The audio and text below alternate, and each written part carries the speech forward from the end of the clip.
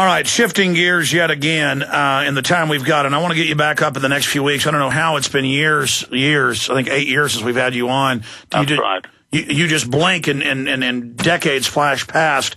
But in the time we've got left, you do concur with many of the other experts we have on and the globalist own statements that they're in trouble. How much trouble, from your expert analysis, are they in, and what are you concerned about being their next move? The next move, I'm afraid of being concerned that they will try to bring in totalitarian government in through the back door. And if you look at many of the bills and measures that Obama has passed, these smack of socialism to a degree I've never seen before in American politics. And this is the kind of sneaky backdoor entrance that they hope to make. So, an alert populace will resist whatever is trying to upset their way of life. But a sleeping giant like the American people would not easily stop this. So they're trying to lull them into a false sense of security. And I think that the pronouncements and the measures that have been passed by the Obama administration are the most socialistic I've ever encountered in America's history. Well, we're seeing open pushes to shut down free speech. We're seeing naked body scanners where they admit they record your naked body now to break our will. The paramilitarization of police, the open federalization of police, all these leaders pushing for the secret arrest of citizens, the extrajudicial stripping of our citizenship. I mean, that's 110% bona fide tyranny. It is.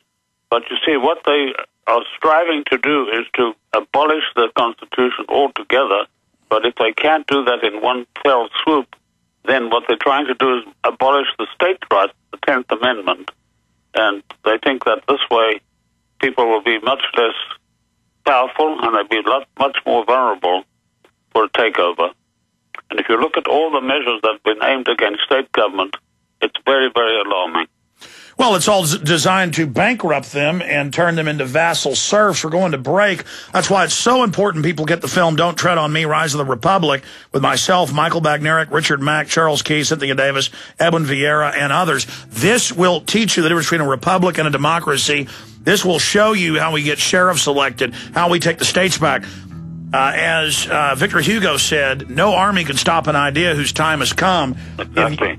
If you will simply carry the ball, folks, we are unstoppable. Get Don't Tread on Me at Infowars.com. Get the book Committee of 300 at Coleman300.com. Final amazing segment with our guest straight ahead. I'm not your slave, ladies and gentlemen. I'm not the slave of the New World Order. We all need to basically declare that information publicly. Dr. John Coleman is our guest. This isn't a game. It's not a joke. It's not a drill. There is a world government. It's out in the open. The denial is over. We are going into high-tech slavery unless we turn this around.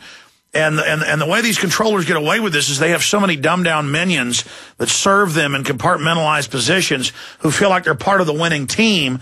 But this oppressive system plans to get more and more oppressive as it comes to power. For the globalist, for the Committee of 300, world government is only the beginning. Do you agree with that statement? I do, absolutely. That's only the beginning of the nightmare.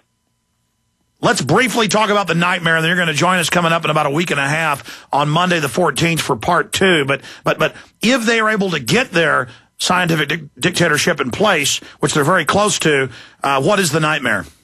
The nightmare will be that you will have no more rights of any kind.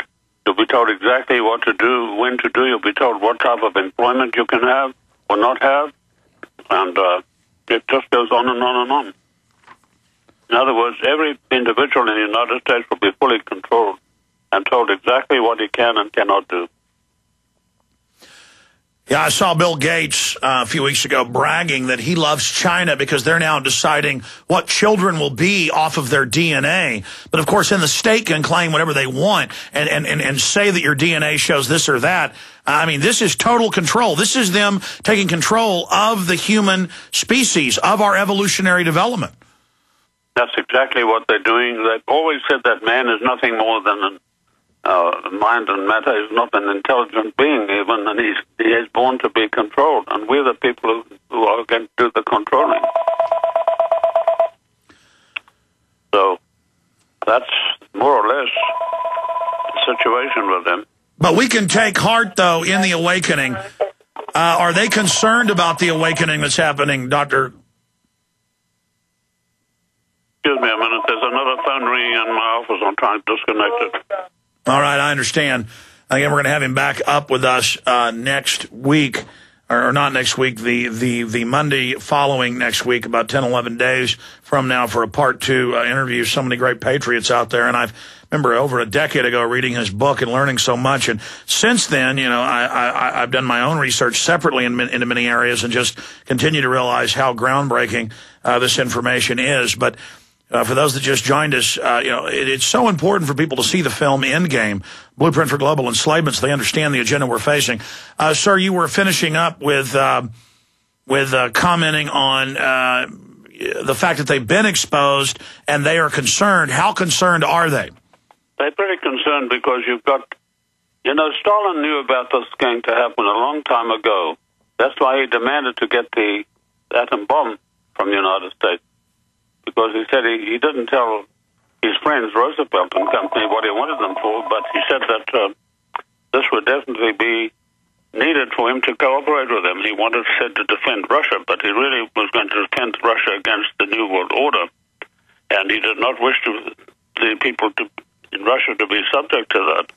So he wasn't all bad, and of course he wasn't really a Russian, he was a Georgian. But that is basically the intent, to enslave everybody in a new world order, one world government system.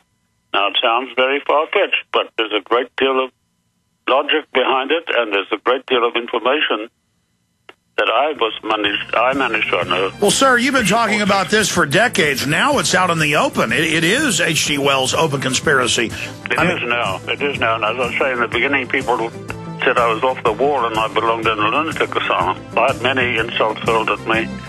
Many ugly letters, many bad phone calls, telling me to go and retire somewhere. And we've gone from almost no one knowing about this to the whole world being awake. God bless you, sir. We'll talk to you in a week and a half.